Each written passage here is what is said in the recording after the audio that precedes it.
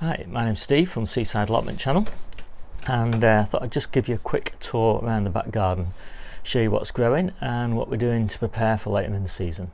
Oh, that's the view from the conservatory. Just look at that parched grass. It's not good. It's pretty much 4 months since we've had any rain, and well, we stopped watering the grass obviously because there's just no point at this point. Well, got lots of stuff growing. So blackberries are doing nicely. In fact, some of those are ready now. But they're going to be. There's been a reasonable crop on here. Keeping them watered is the big challenge because they're only in small pots. Tomatoes all around here. They're doing okay. Particularly looking forward to these red zebra ones. They look really nice. These are my grafted trees. These are my first experiment in grafting. I tried 6, I think, and 2 of them took, which isn't bad because I did them at the wrong time of year, and I took the scions at the wrong time of year and everything, so I did everything wrong basically. I was just too impatient. But it worked, and these, I'm really excited about these because these 2 apple trees are varieties that you can't really buy anymore, but they're fantastic, keep really well, and they don't seem to get any codling moth or anything like that, and they're really lovely to eat. So excited about that. Clearing all my potatoes obviously, and I'm planting up some of these perpetual kales, and I'm going to pop some of these in these pots in the polytunnel in winter, just to give me some sort of convenient harvest. If everything else is frozen outside, I'll be able to harvest a bit of this kale along with all the other stuff that's in the polytunnel. So this is what's left of my new potatoes in pots. Only got 4 left. We've got loads of new potatoes ready on the allotment now, so it's just sometimes convenient to harvest a few from home.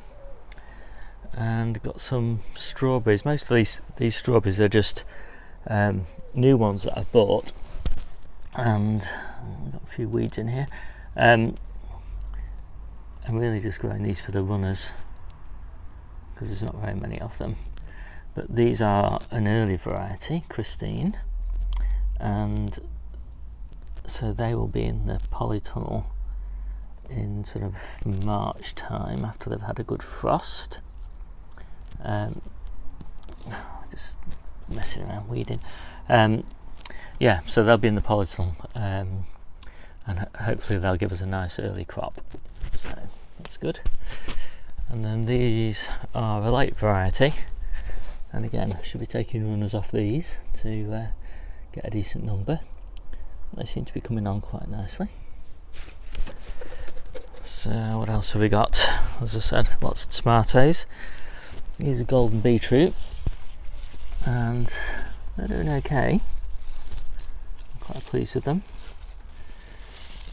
So these hopefully will give us some really nice sized beetroot in September, and we can store those.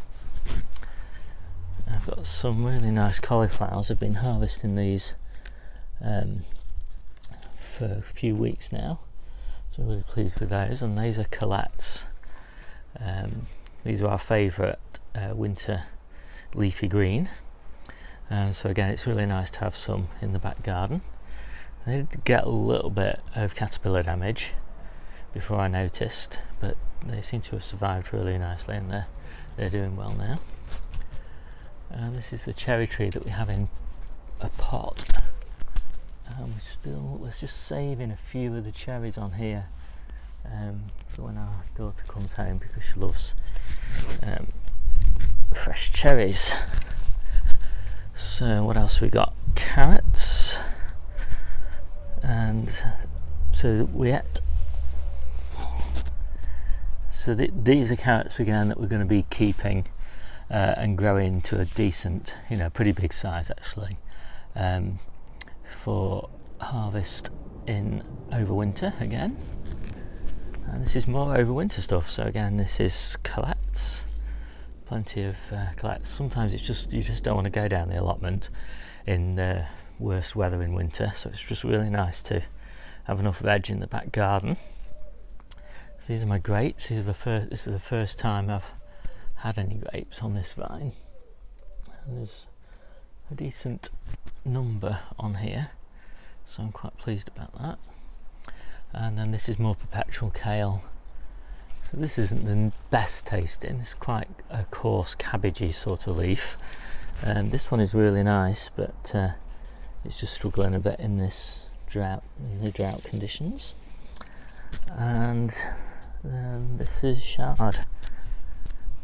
And again, this is a winter crop, so there's lots going on for winter really here.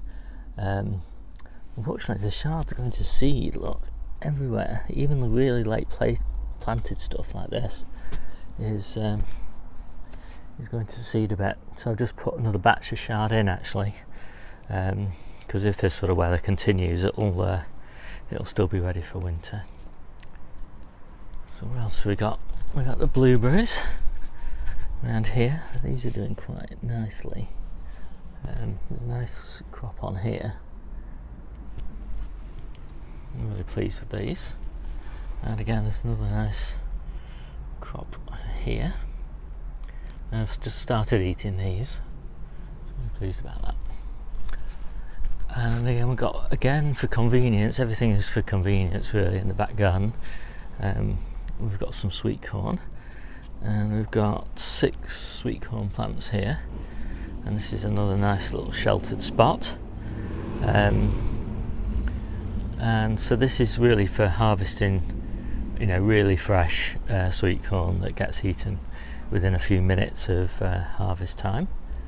And obviously we've got loads on the allotment. And then this is the strawberries, and as you can see, struggling in this heat, and really need a good water. More blueberries down there, and the raspberries are finally, well, not finally, it's just the right time of year for them, coming on stream. Just as the strawberries fade rather, the raspberries come, and the cherries are pretty much finished now as well, so I'm just picking some of these raspberries while I'm talking. I just love raspberries. One of my favourite berries. Cherries at the top, raspberries second. And in this case, this is one of the few situations where we actually got more raspberries here than we've got on the allotment.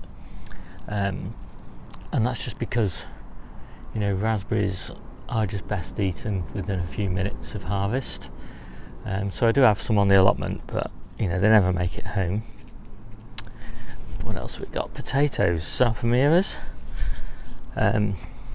These are kind of my reserves here in case the others get blight, and also I can water these more effectively here, and that means hopefully we shall get some good baking potatoes that will last us all the way through the winter. And then these are my reserve kind of carrots, so if the carrots get carrot fly, hopefully these won't, because they're stuck inside this walled garden, and so hopefully we don't have any carrot fly here. We've never had it, so hopefully we never will have it, and so these hopefully will grow into really good sized keeping carrots again for winter. So last bits really, what we're doing in terms of seedlings. So I normally keep my seedlings over there in that corner where it's really sunny on that bench, away from slugs, but actually this little area here gets the morning sun, but it's a bit shaded in the afternoon, and given the heat, these seedlings really need a bit of shade. I lost a lot of seedlings when I was away on holiday because they're just baked. So what have we got? So we've got broad beans, which interestingly already look like they're germinating. And these are a new variety, can't remember what they're called.